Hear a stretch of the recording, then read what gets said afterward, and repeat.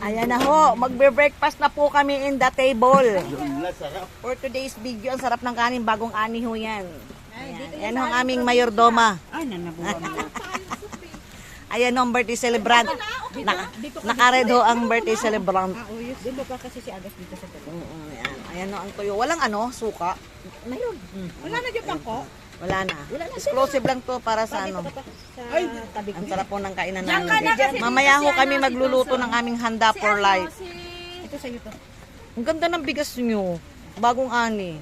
Ang bango pati na.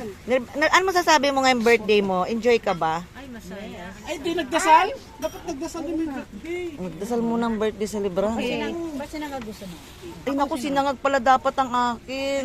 Kasi para sa kulo. Dasal muna tayo sa may birthday. Nga pala. Kahit konting Salo-salo. Ayan. Yan o ang handa ni Norby. Oh. O sige,